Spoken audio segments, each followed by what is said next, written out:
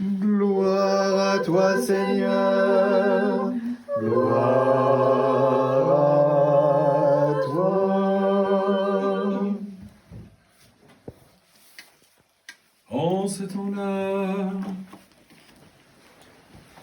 Jésus vint de Galilée au Jourdain vers Jean pour être baptisé par lui. Mais Jean s'y opposait en disant: c'est moi qui ai besoin d'être baptisé par toi, et toi tu viens à moi. Jésus lui répondit: laisse-moi faire maintenant, car il convient que nous accomplissions ainsi toute justice.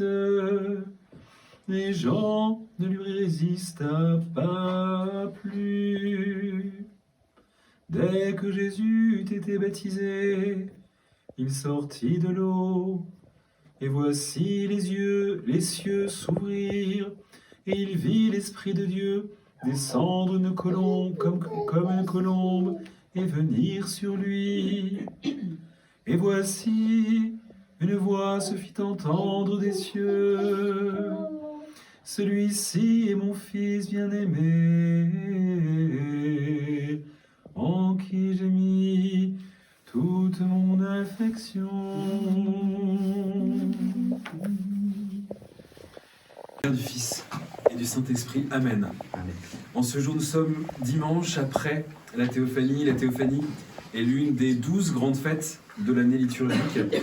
C'est un moment de joie, un moment festif, un moment où nous commémorons l'une des premières manifestations publiques du Seigneur dans son ministère d'enseignement et de salut.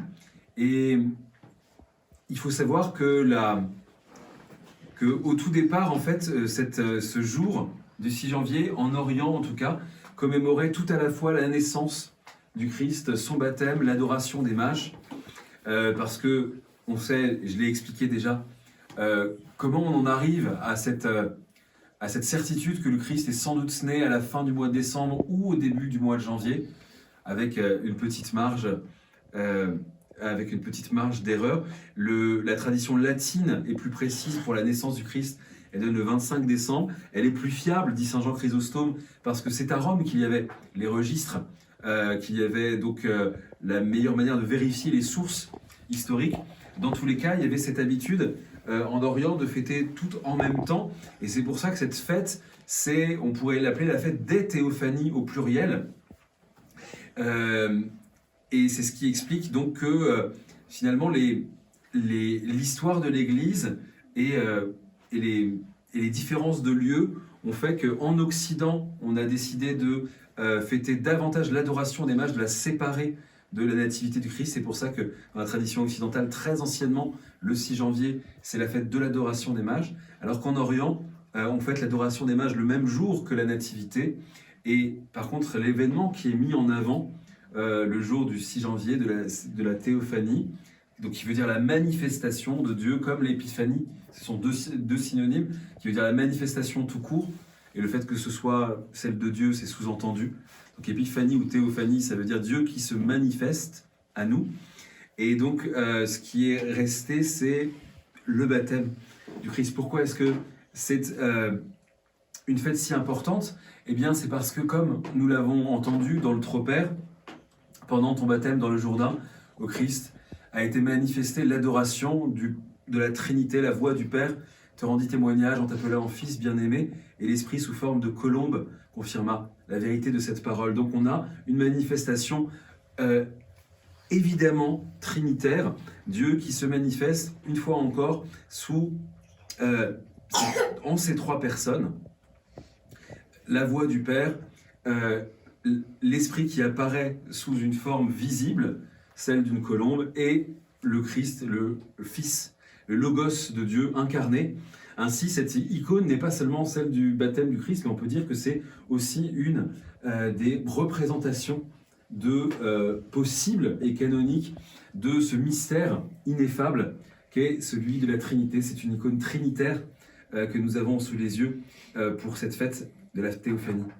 On pourrait se demander tout simplement euh, quelle est la raison pour laquelle le Christ a bien voulu et même a décidé d'être baptisé, puisque le baptême de Jean et le baptême ensuite de l'Église est donné pour la rémission des péchés et pour la vie éternelle. Le Christ étant Dieu incarné, étant Dieu et homme, semblable à nous en tout point hormis le péché, n'avait aucun besoin de ce baptême. C'est d'ailleurs la première réaction qu'a Saint Jean Baptiste lorsque le Christ s'approche de lui. Il l'avait annoncé comme étant l'agneau de Dieu, celui qui ôte le péché du monde. Et il lui dit, mais tu veux que je te baptise? Mais ça n'a pas de sens, c'est moi qui devrais être baptisé par toi.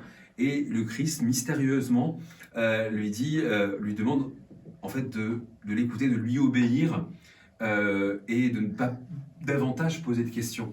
Les pères se sont penchés sur cette raison pour laquelle le Christ a voulu être baptisé bien qu'il n'en eût pas besoin. Et il y a plusieurs choses qu'ils nous ont dites. D'abord, le Christ, en tant que véritable homme, devait montrer l'exemple de la nécessité du baptême, même si personnellement, il n'en avait pas besoin puisqu'il n'avait aucun péché à se faire remettre. Mais en fait, ce qu'ont dit les pères aussi, c'est que c'est l'inverse qui s'est produit. Ce n'est pas le Jourdain qui a baptisé le Christ, c'est le Christ qui a baptisé le Jourdain. C'est-à-dire que c'est la théophanie, le baptême du Christ, c'est le moment où, d'une certaine manière, la création naturelle, les éléments naturels vont être avant l'homme, puisque pour l'homme, il faudra attendre la croix et la résurrection, mais avant la nature humaine est sauvée par le Christ. Il y a une participation de la création entière des éléments, et notamment de l'eau, qui est ainsi purifiée par le Christ. Il y a un mystère dans l'eau. Au moment du récit de la Genèse, on nous dit toujours que Dieu voit que tout ce qu'il crée est bon, sauf au moment de la création de la mer, car il sait que la mer servira d'instrument pour le châtiment, d'instrument pour la destruction de cette humanité tellement corrompue que Dieu n'avait pu faire autrement que de la rayer complètement de la surface de la terre, à l'exception de Noé et de ses fils et de leurs épouses. Eh bien, là, il y a, nous disent les pères, une manière de rétablir l'eau dans sa bonté originelle. L'eau n'est plus un instrument de châtiment, mais elle est au contraire un instrument de revivification. Elle nous redonne la vie spirituelle que nous avions perdue, parce que dans l'Église, elle va être revêtue, elle va être emplie, elle va être vecteur de la grâce de l'Esprit Saint qui peut renouveler notre nature corrompue. C'est la raison pour laquelle, pour célébrer cette fête de la théophanie, nous allons procéder à la bénédiction annuelle des eaux, et c'est pour ça qu'à la suite de cette fête de la théophanie, un usage, c'est de faire bénir sa maison par le prêtre avec l'eau qui va être bénie au moment de cette grande bénédiction des eaux qui aura lieu tout à l'heure. Une dernière chose enfin, évidemment, penser au baptême du Christ, c'est réfléchir sur la nécessité, sur l'importance du baptême dans notre vie de chrétien. Il y a parmi vous des gens qui se préparent au baptême, qui l'attendent, qui l'espèrent. Et en général, lorsque l'on est dans cette attente, en tout cas à l'âge adulte, on a un grand enthousiasme, une grande fougue, une très grande espérance de ce baptême qui se prépare. Et parfois, lorsque l'on est déjà baptisé, on devient un peu plus tiède et on a tendance justement à oublier la grâce qui nous a été faite, le renouvellement de notre nature qui a été opéré, parce que pris dans notre vie quotidienne, pris par nos passions également, eh bien nous oublions la dignité qui devrait être la nôtre de chrétiens, c'est-à-dire d'une humanité régénérée qui devrait être unie au Christ tellement intimement qu'elle serait vraiment un vecteur de la grâce, qu'elle serait remplie d'amour et qu'elle se tiendrait éloignée du péché. Nous autres chrétiens devons témoigner par notre vie de cette grâce de Dieu, de ce renouvellement de la nature humaine, car comment voulez-vous que le monde se dise qu'il veut se précipiter dans les fonds baptismaux, qu'il veut renouveler sa nature, qu'il veut quitter l'esclavage du mal, du monde et du péché, si notre nature de chrétien ne rayonne pas dans le monde, s'il n'est pas visible à l'œil nu, que nous sommes des êtres différents, que notre nature est emplie d'une grâce que la nature déchue n'avait plus. Il faut que nous soyons que notre vie fasse de nous les témoins de cette grâce qui se manifeste au monde, de ce Dieu qui a tant aimé les hommes, qui a donné pour eux son Fils unique, afin de renouveler leur nature, afin de sanctifier leur nature, afin de déifier leur nature, pour que nous régnions avec la Trinité sainte pour les siècles des siècles. Au nom du Père, du Fils et du Saint-Esprit. Amen.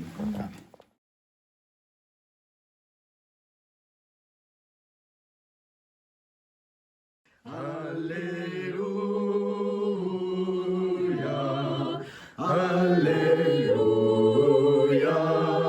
Alléluia. Le Dieu de gloire a tonné, le Seigneur au-dessus des eaux innombrables. Alléluia, Alléluia, Alléluia. Lecture du Saint-Évangile selon Saint Marc. Gloire à toi, Seigneur. Gloire à toi. Soyons attentifs. En ce temps-là, Jésus vint de Nazareth en Galilée. Il fut baptisé par Jean dans le Jourdain. Au moment où il sortait de l'eau, il vit les cieux s'ouvrir et l'Esprit descendre sur lui comme une colombe. Et une voix fit entendre des cieux ces paroles. Tu es mon Fils bien-aimé, en toi j'ai mis toute mon affection. Gloire à toi, Seigneur. Gloire à toi. Christ, Dieu qui nous est apparu et qui a illuminé le monde. Gloire à toi. Pendant ton baptême dans le Jourdain, ô Christ, fut manifestée l'adoration, Dieu à la Trinité. La voix du Père te rendit témoignage, en t'appelant Fils bien-aimé, et l'Esprit, sous forme de colombe, confirme la vérité de cette parole. Christ, Dieu qui nous est apparu et qui a illuminé le monde. Gloire à toi. Pendant Ton baptême dans le Jourdain, Christ, fut manifestée l'adoration, Dieu à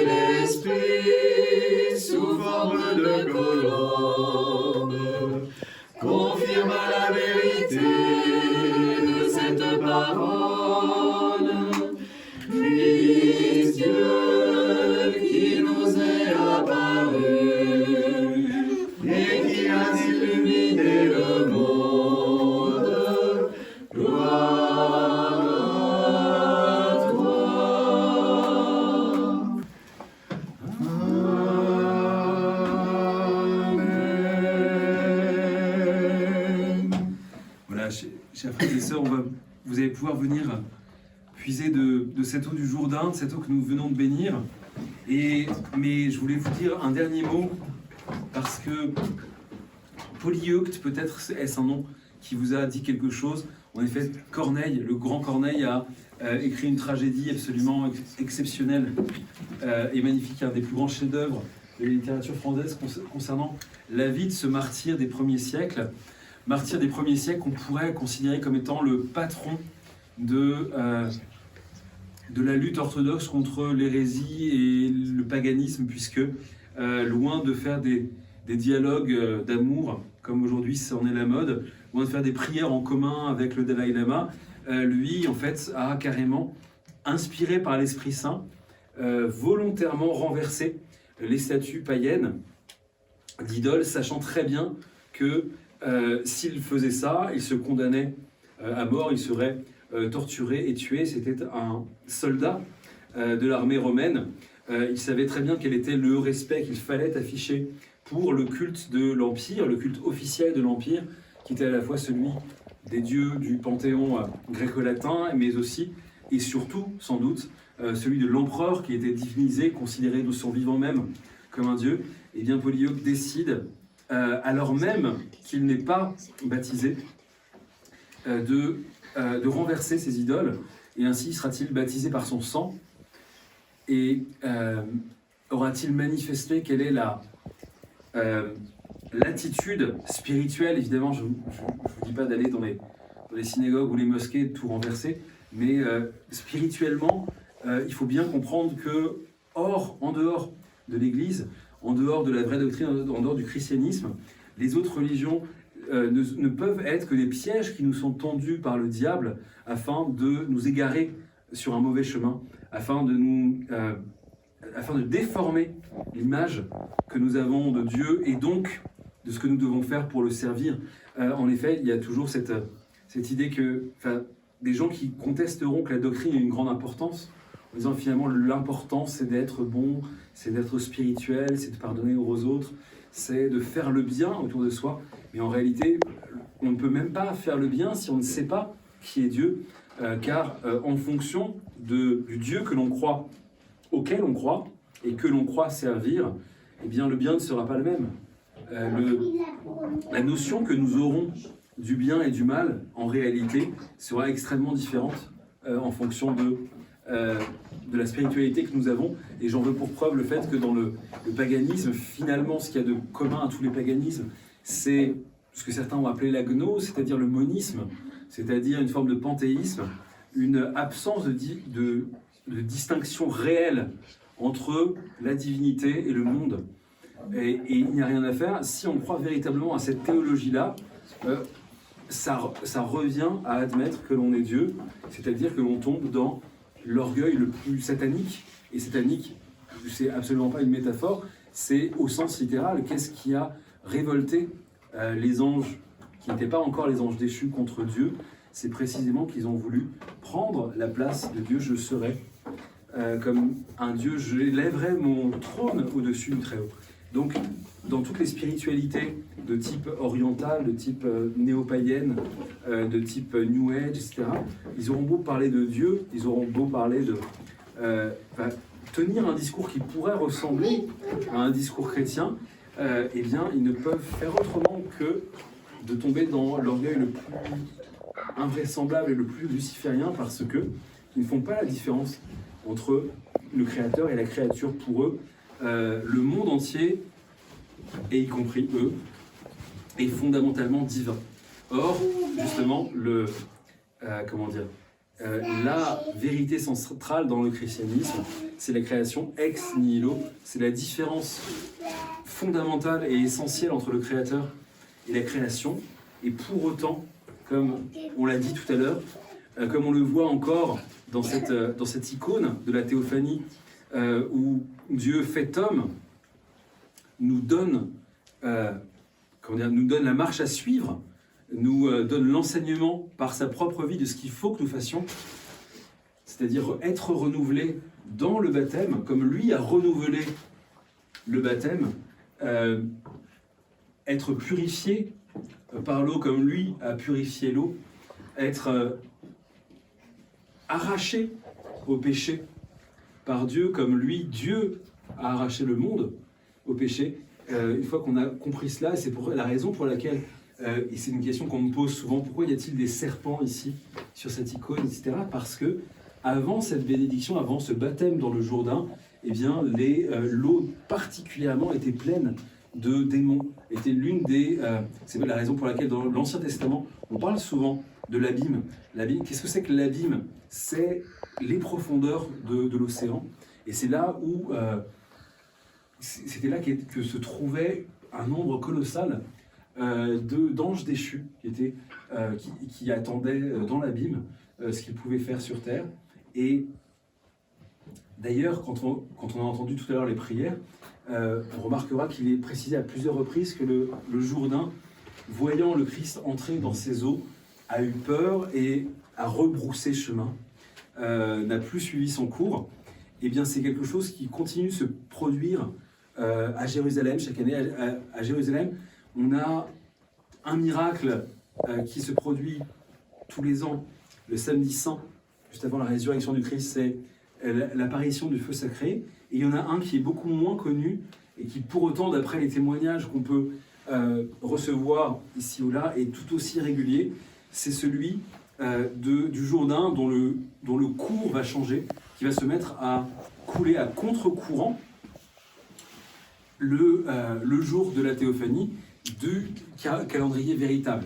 Évidemment, c'est-à-dire que ça ne fonctionne qu'avec le calendrier julien, de la même manière que le miracle de Pâques au Saint-Sépulcre ne fonctionne que le jour de la Pâque traditionnelle, de la Pâque calculée, selon le compute ancien, le compute du calendrier dit julien. Et donc cette bénédiction des eaux que nous faisons voilà, dans ce petit récipient, à Jérusalem, il est fait en Terre Sainte, pardon. Il est fait dans le Jourdain même, et en fait, on constate que à chaque fois, il y a un certain nombre de vidéos qu'on peut retrouver sur Internet. On constate que à certains endroits, le Jourdain en fait va couler dans les deux sens. Il va avoir son sens habituel, et il y a des endroits l'eau va repartir. Et ça se produit à peu près tous les ans, si tant est que ce soit à la bonne date que la bénédiction des eaux soit faite. Voilà, je vous souhaite une magnifique fête de la Théophanie. Je vous souhaite un bon paradis. Et je vous souhaite que la grâce de notre Seigneur soit toujours avec vous. Amen. Amen.